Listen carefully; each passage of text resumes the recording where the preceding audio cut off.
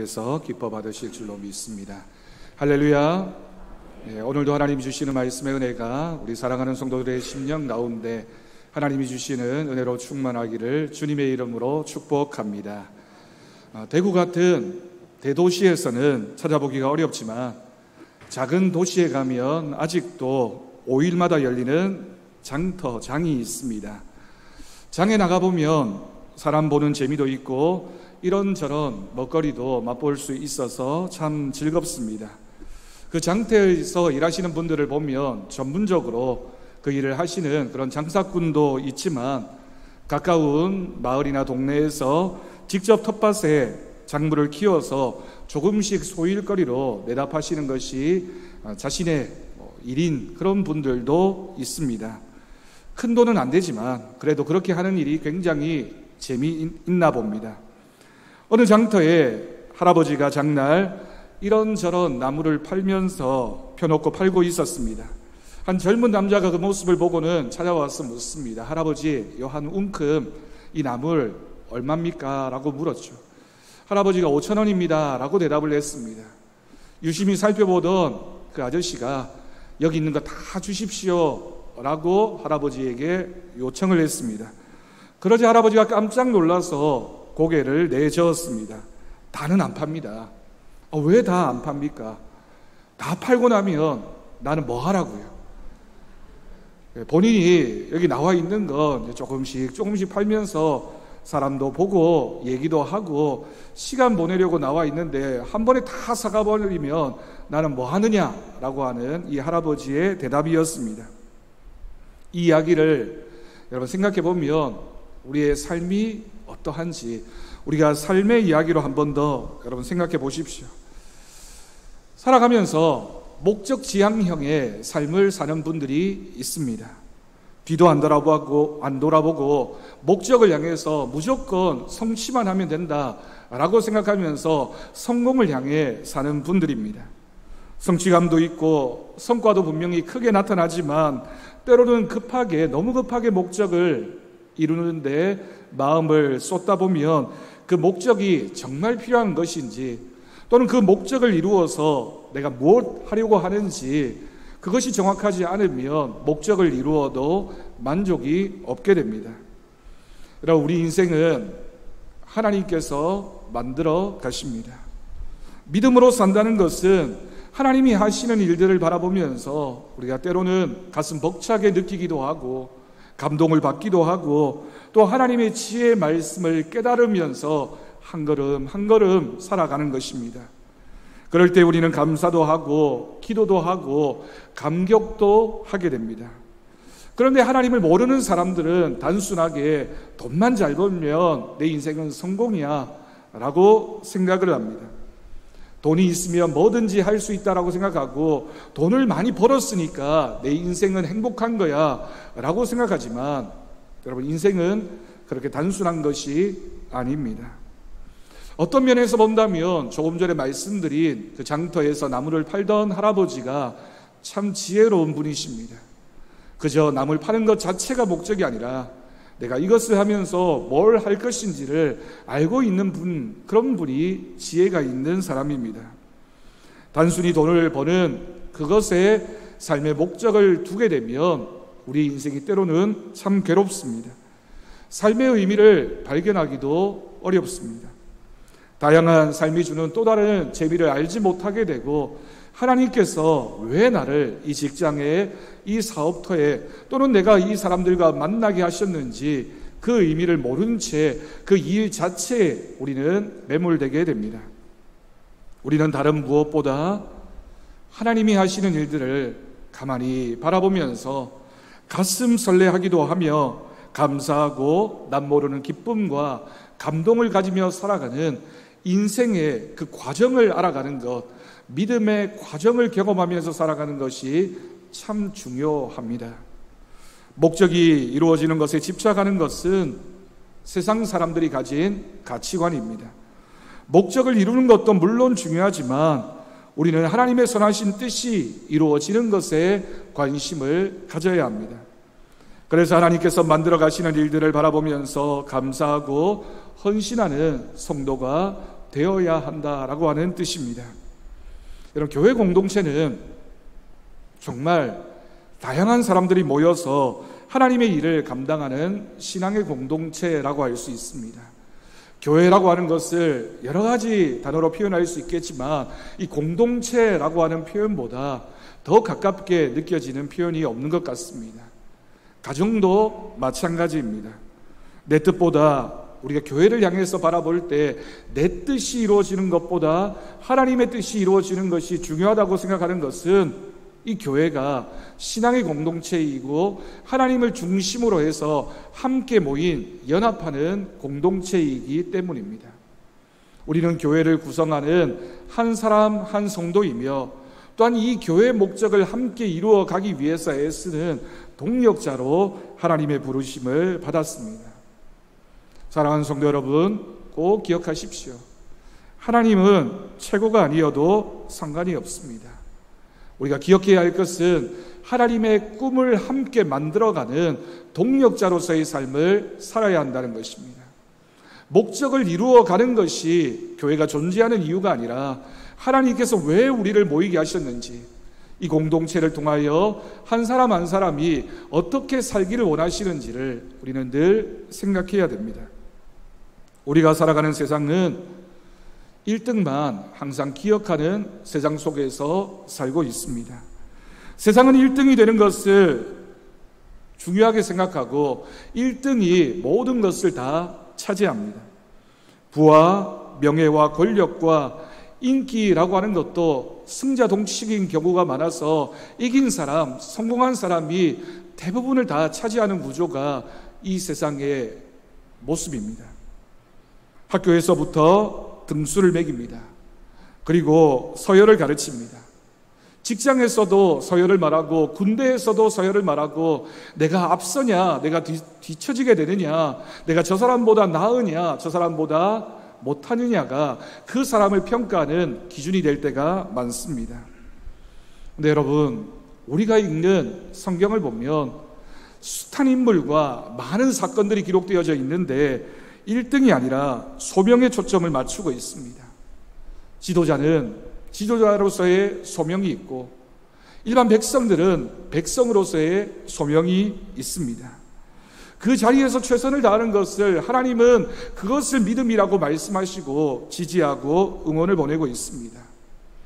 그러니 여러분, 성경에서는 1등이 되라고 얘기하지 않고 받은 사명대로, 받은 그 직분 잘 감당하면서 믿음으로 살아내는 것이 믿음의 목적임을 우리에게 분명히 제시합니다.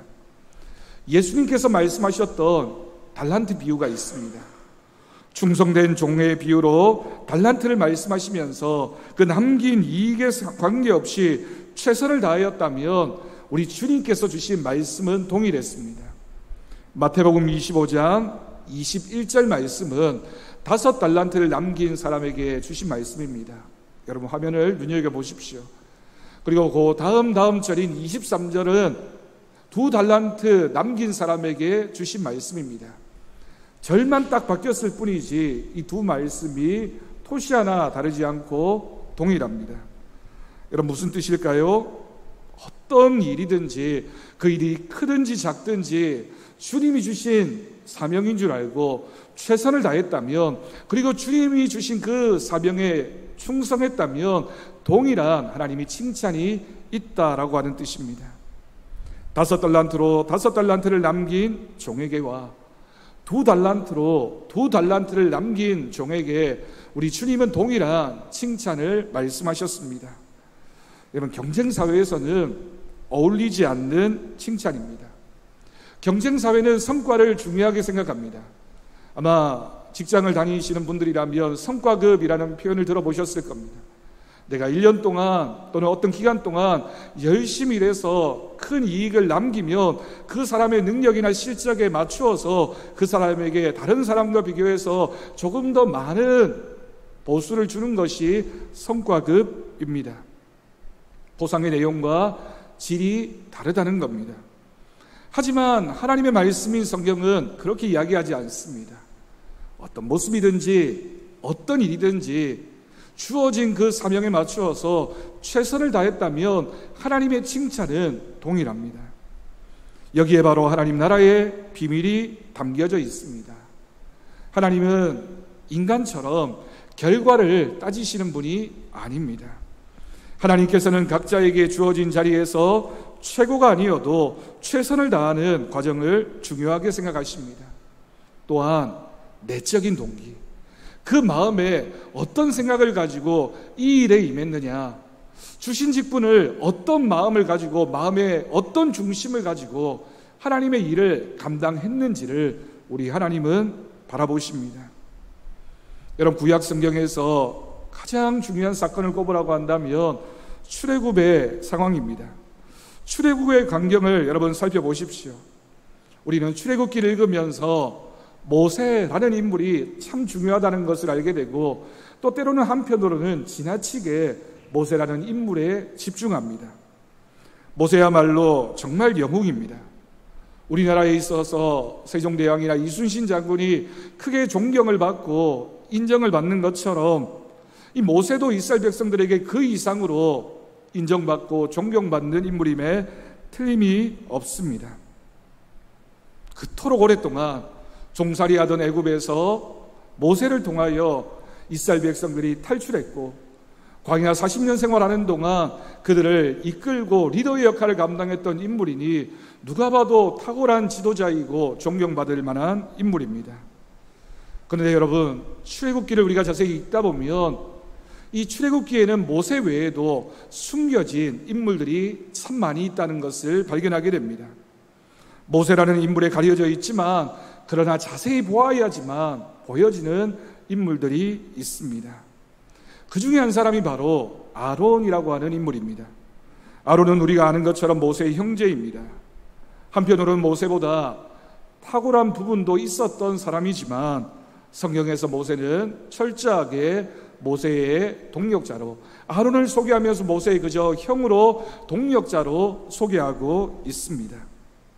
성경이라는 카메라의 초점은 늘 모세를 향해 있는 것 같고, 그 주변에 앵글에 잡히는 인물 중에 아론이라는 인물이 있는 것처럼 보여집니다. 아론을 클로즈업해서 집중적으로 보여주는 장면도 많지가 않습니다. 근데 여러분, 출애굽의 사건을 말할 때 아론을 빠뜨리고서는 출애굽을 말할 수가 없습니다.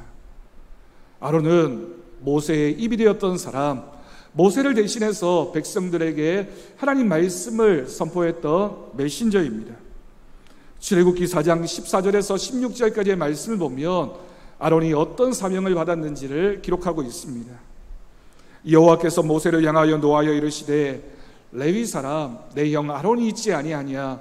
그가 말 잘하는 것을 내가 아노라. 그가 너를 만나러 나오나니 그가 너를 볼 때에 그의 마음에 기쁨이 있을 것이라. 너는 그에게 말하고 그의 입에 할 말을 주라. 내가 내 입과 그의 입에 함께 있어서 너희들이 행할 일을 가르치리라. 그가 너를 대신하여 백성에게 말할 것이니 그는 내 입을 대신할 것이요 너는 그에게 하나님같이 되리라. 아멘. 모세가 받았던 사명도 크지만 이 장면을 읽으면 아론이 얼마나 중요한 역할을 감당했는지를 우리는 알 수가 있습니다. 이때부터 아론은 모세의 대변인이 되었습니다. 그는 자신이 말하고 싶은 것을 말하는 것이 아니라 모세가 하나님으로부터 받은 말씀을 전하는 역할을 감당하게 됩니다.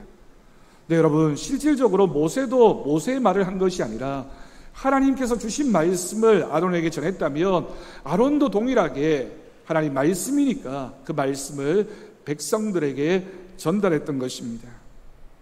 아론은 모세에 가려서 이처럼 드러나지 않는 것처럼 보여졌지만 이스라엘 백성들이 출애굽에서 가나안 땅에 들어갈 때까지 정말 이스라엘 백성들에게 결정적인 역할과 사명을 감당했던 인물이 바로 아론입니다.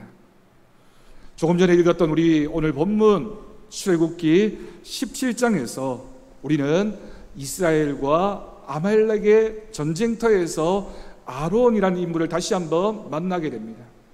여러분, 아말렉이라고 하는 민족은 이스라엘이 출애굽하는 과정을 통해서 만났던 이방 민족 중에 가장 강력하고 이스라엘을 끈질기게 괴롭혔던 민족입니다. 이스라엘 민족이 상대하기에 너무나 버거웠던 민족이 바로 아말렉이었습니다. 오늘 장면을 보면 아론이 등장하기는 하지만 아론이 돋보이는 장면은 아닙니다. 전쟁터에서 용감하게 백성들과 함께 그 아말렉과 맞서 싸우고 있는 여호수아의 용맹스러운 모습은 보이고 그 전쟁을 위해서 기도하고 있는 모세는 보입니다. 그런데 아론은 자세히 읽어야지만, 자세히 봐야지만 아론이 이런 역할을 하고 있구나라는 것이 보여지게 됩니다. 오늘 본문 11절에서 13절까지를 다시 한번 보겠습니다. 모세가 손을 들면 이스라엘이 이기고 손을 내리면 아말렉이 이기더니 모세의 팔이 피곤함에 그들이 돌을 가져다가 모세 아래에 놓아 그가 그 위에 앉게 하고 아론과 훌이 한 사람은 이쪽에서 한 사람은 저쪽에서 모세의 손을 붙들어 올렸더니 그 손이 해가 지도록 내려오지 아니한지라. 여호수아가 칼날로 아말렉과 그 백성을 쳐서 무찌르니라. 아멘. 여러분, 이 장면에서 아론과 훌이 했던 역할이 무엇입니까? 아말렉과의 전쟁의 승패는 여호수아가 이 전쟁터에서 목숨을 걸고 열심히 싸웠기 때문입니다. 또한 모세는 하나님 앞에서 목숨을 걸고 열심히 기도해서 여호수아와 백성들을 지원하게 됩니다. 그리고 아론은 결정적으로 힘들고 지쳐서 팔이 내려오는 순간을 막아주는 도움의 역할의 자리에서 자신의 최선의 모습을 다하고 있습니다. 아론이 했던 역할이 무엇입니까? 모세의 손을 붙들어 올리는 사소한 일이었지만 그 사소한 일이 함께 모여서 합력하여 하나님의 일을 감당하게 했을 때 여호와 니시라고 하는 여호와의 승리가 선포되어지는 장면을 목격하게 되었습니다. 오늘 본문 15절입니다. 모세가 제단을 쌓고 그 이름을 여호와 니시라 하였다라고 기록합니다. 여러분, 여호와 니시라고 하는 것은 여호와는 나의 깃발이시다, 나의 승리이시다, 나의 영광이시다라는 표현입니다. 모세는 모세대로, 여호수아는 여호수아대로, 또한 아론과 훌은 아론과 훌대로 열심히 이 전쟁터에 임해서 각자에게 주어진 역할을 다 감당했을 때 하나님께서 그들의 깃발이 되어주시고 하나님께서 그들의 승리를 주셨고 그들의 영광이 되어주시는 은혜가 있었던 줄로 믿습니다. 여러분, 이 장면에서도 아론은 끝까지 잘 드러나지 않습니다. 그러나 하나님은 그를 하나님의 꿈을 이루어가는 하나님의 전쟁에서 하나님의 백성들이 승리케 되어지는데 그 동력자로 아론을 부르셨습니다. 비록 돋보이지는 않지만 그가 없었다면 이 전쟁은 실패입니다.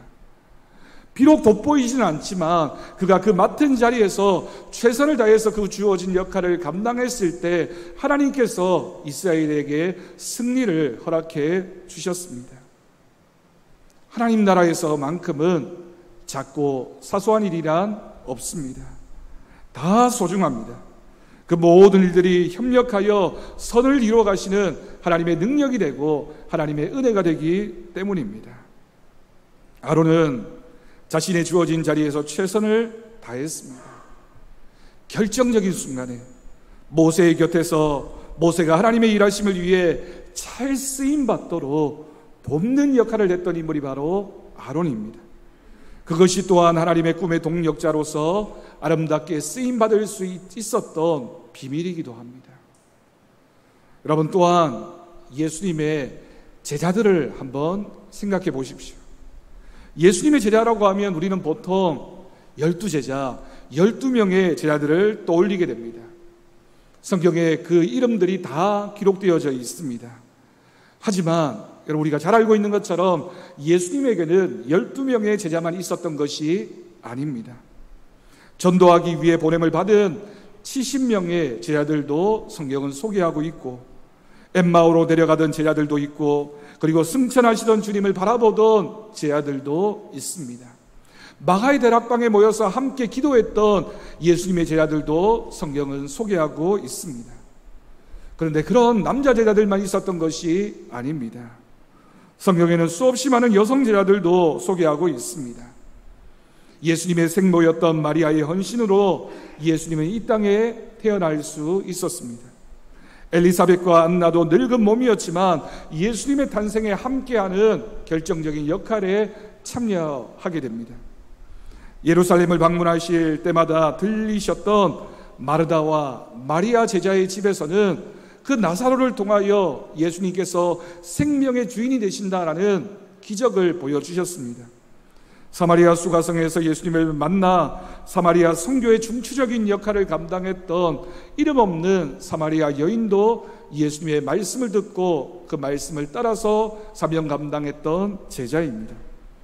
옥합을 깨뜨려 예수님의 발에 부었던 막달라 마리아의 헌신은 예수님께 큰 칭찬을 받았을 뿐만이 아니라 후대에 많은 사람들이 그를 기억하면서 헌신을 얘기할 때마다 그 마리아의 헌신을 얘기할 정도의 인물, 제자가 되었습니다.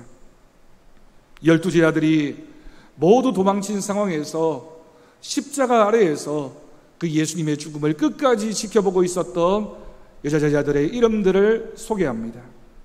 예수님을 장례하기 위해서 부활절 아침 무덤을 찾아가서 그리고 예수님을 만났던, 부활하신 예수님을 처음 만났던 사람들도 여성 제자였습니다.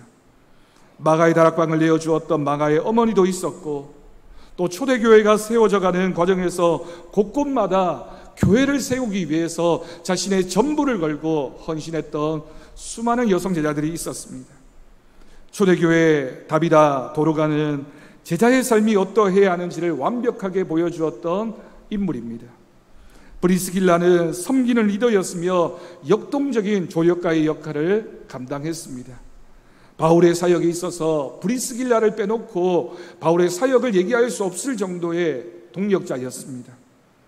로마 교회의 여인들은 성실과 겸손으로 교회를 든든히 세웠을 뿐만이 아니라 그들의 헌신을 성경은 얼마나 칭찬하고 있는지 모릅니다. 빌립보 교회를 세웠던 루디아와 여자 집사들, 디모데를 키워내었던 어머니 유니게 등 숨어있는 많은 동력자들의 헌신과 기도가 있었기 때문에 초대교회 소아시아 유럽 곳곳에 세워졌던 그 교회들이 아름답게 성장해 갈 수 있었고, 그 많은 핍박과 환난 속에서도 교회는 그 믿음을 잃지 않았습니다.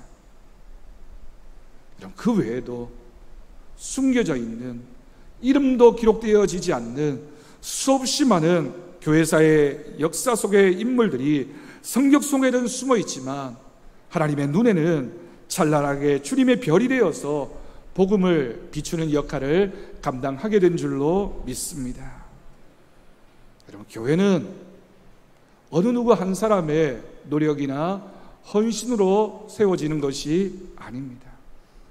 어느 누구의 이름이나 능력으로가 아니라 주님 주시는 꿈을 이루어가기로 결단한 우리 모두가 함께, 하나님의 동력자로 부름을 받은 우리 모두가 함께 각자의 자리에서 하나님의 꿈을 맡아서 헌신하고 수고할 때 그 교회가 하나님의 꿈을 이루어갈 수 있습니다.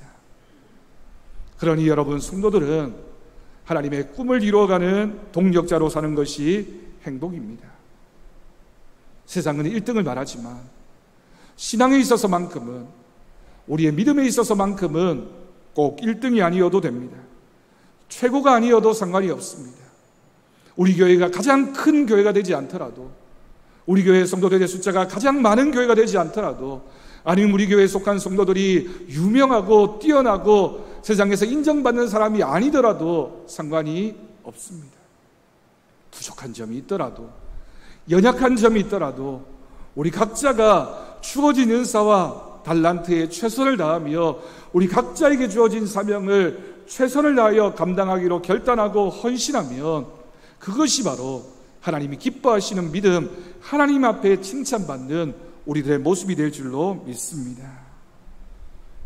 경쟁이 치열할수록, 스트레스가 높아져 갈수록 하나님 앞에서 나의 자리를 확인하고 그 자리에서 최선을 다하면서 여호와 니시를 고백할 때, 여호와께서 나의 깃발이 되어주시고 나의 승리가 되어주심을 믿을 때 우리는 반드시 이 영적 전쟁에서 승리하는 교회, 승리하는 성도가 될 줄로 믿습니다. 하나님의 나라는 소수의 영웅들만 기억하는 곳이 아닙니다. 작고 연약하지만 연합하고 연대하며 하나님의 선하시고 기뻐하시고 온전하신 뜻을 이루기 위해서 모든 힘을 보내는 한 사람이 있을 때 그 한 사람의 기도와 헌신을 통하여 교회는 세워지고 교회는 지켜집니다. 이 교회를 위하여 눈물을 흘리는 성도들, 이 교회를 위하여 보이지 않는 곳에서 수고하는 성도들, 이 교회를 위하여 자신의 작은 것이라도 내어놓으면서 하나님의 선하신 뜻에 사용되기를 자원하는 마음을 가진 한 성도들을 통해서 하나님의 교회가 든든히 세워지고 하나님이 주신 사명을 감당해가는 교회가 될 줄로 믿습니다. 종종 천국을 다녀온 분들의 간증 이야기를 들으면서 은혜가 되지만 제가 이해가 되지 않는 부분이 한 가지가 있습니다. 천국에 가보니 내 집은 몇 평이고 저 사람의 집은 몇 평이더라 라는 이야기를 들으면 저는 동의할 수가 없습니다. 하나님의 나라는 우리 모두가 행복한 것입니다. 하나님의 나라는 모든 사람이 만족하고 모든 사람이 하나님 안에서 풍성한 은혜를 누리는 곳입니다. 하나님 나라의 모형을 말할 때 우리는 가정과 교회를 말하게 됩니다. 가정이 어떤 곳입니까? 여러분, 교회가 어떤 곳이어야 합니까? 교회에 속한 모든 성도들은 누구나 할 것 없이 어떤 모습이든지 간에 이 교회를 통하여 하나님이 기뻐하시는 교회, 하나님의 뜻을 이루어가는데 한 마음이 되어진 성도들이 함께할 때 그 교회가 아름답고 행복한 교회입니다. 그러니 여러분, 하나님의 나라는 함께하는 나라입니다. 함께 만들어가는 나라, 함께 수고하는 나라, 함께 땀 흘리며 함께 눈물을 흘리며 함께 기도하는 교회가 바로 하나님의 나라입니다. 여러분, 자신을 생각할 때 나는 아무것도 아니야 스스로 비하하지 마십시오. 나는 교회를 위해서 뭘 아무것도 할 수가 없어, 나는 나이가 많으니까, 나는 가진 것이 없으니까, 나는 시간이 부족하니까 아무것도 할 수 없어. 여러분, 그렇지 않습니다. 각자에게 주신 직분이 있고 각자에게 주신 우리가 감당할 수 있는 부분이 있습니다. 우리가 어떤 모습이든지 어떤 역할이든지 우리가 예배에 참여하고 설교 말씀을 들으면서 아멘으로 응답하고 주어진 자리에서 또한 기도의 자리를 지키면서 하나님의 뜻을 구하고 또 사랑하는 성도들 향하여 따뜻한 말 한마디를 전하고 그 손을 잡아주고 또한 전화 한 통을 통해서라도 우리의 사랑하는 마음을 전달해 가는 것, 그 모든 것이 함께할 때 그 교회가 행복한 교회, 하나님의 은혜가 넘치는 교회가 될 줄로 믿습니다. 말씀을 마치면서 우리 모두가 하나님의 꿈의 동력자가 되는 방법을 여러분들과 함께 나누고 결단하려고 합니다. 4가지를 말씀드릴 텐데 여러분 꼭 기억하시고 우리 교회가 하나님의 꿈을 이루어가는 데 쓰임받는 우리 모든 성도들 동력자가 될 수 있기를 바랍니다. 우리 첫 번째 같이 읽겠습니다. 하나님의 꿈을 바라보자. 아멘. 하나님의 꿈, 하나님의 소망, 하나님의 소명, 하나님이 주신 비전을 우리가 함께 바라보아야 합니다. 그러니 여러분, 나의 가능성이 아니라 하나님의 가능성, 우리 교회가 어떤 교회냐가 중요한 것이 아니라 하나님께서 우리 교회를 어떻게 바라보시느냐에 우리가 집중할 수 있기를 바랍니다. 두 번째, 우리 같이 읽겠습니다. 수고와 헌신을 피하지 말자. 아멘. 여러분, 내 것을 내려놓고 우리 각자가 수고하고 헌신의 모습으로 이 교회를 섬길 때 하나님의 꿈의 동력자가 될 수 있습니다. 세 번째 같이 읽겠습니다. 내가 수고하는 만큼 하나님이 기억하시고 채우신다. 아멘. 여러분, 우리는 사람의 인정을 받는 사람들이 아니라 누구의 인정을 받아야 할까요? 하나님의 인정을 받는 사람이어야 합니다. 때로는 남이 인정해 주지 않아도 여러분 전혀 상관없습니다. 하나님이 인정해 주심을 믿고 하나님이 지켜보고 계심을 믿고 동력하실 수 있기를 바랍니다. 마지막 4번째 같이 읽겠습니다. 우리 교회를 향한 꿈을 꾸자. 아멘. 여러분, 우리 교회는, 우리 더사랑교회는 우리 교회만의 하나님이 주신 사명과 꿈이 있습니다. 내 꿈이나 내 가족의 성취도 중요하지만 우리 교회가 이 용산동에서, 이 달서구에서, 이 대구 땅에서, 대한민국에서 또 이 열방을 품고 감당해야 될 사명이 있다. 우리 교회는 어떤 교회가 될 것인가를 우리 모두가 함께 고민하고 기도하면서 하나님의 뜻을 이루어가는 하나님의 꿈의 동력자로 우리 함께 헌신할 수 있기를 간절히 바랍니다. 여러분, 우리가 모세가 아니면 어떻습니까? 여호수아가 아니면 어떻습니까? 오늘 말씀에 소개된 아론도 하나님이 얼마나 귀하게 사용하셨는지 모릅니다. 교회는 모세는 한 사람이 뿐이지만 많은 아론과 훌을 필요로 하는 공동체입니다. 목회자가 눈에 띄는 것 같지만 여러분, 교회는 목회자의 교회도 아니고 목회자 혼자서 뭔가를 할 수 있는 그런 곳이 아닙니다. 함께 여러분들이 하나님의 꿈의 동력자가 되어서 우리 모두가 함께 하나님의 꿈을 위하여 헌신하고 수고하고 애쓰고 동력할 때 하나님의 뜻이 이루어질 줄로 믿습니다. 우리 함께입니다. 우리 모두가 함께 이 교회를 통하여 하나님이 하실 일들을 기대하면서 신나게 또 열정적으로 하나님이 주신 꿈을 향해 달려가는 동력자들 우리 모두가 되기를 주님의 이름으로 간절히 축원합니다. 기도하겠습니다. 하나님 아버지, 감사합니다. 우리를 불러주셔서 하나님의 꿈의 동력자로 우리를 세워주심에 감사드립니다. 각자에게 주어진 직분, 사명, 헌신과 수고를 기억하게 하시고 하나님의 꿈을 함께 만들어가는 동력자가 되게 주님 역사하여 주옵소서. 인생의 목적을 알게 하시고 하나님의 꿈에 함께 동참하는 우리가 되게 하여 주옵소서. 감사드리옵고 예수님의 이름으로 기도드립니다. 아멘.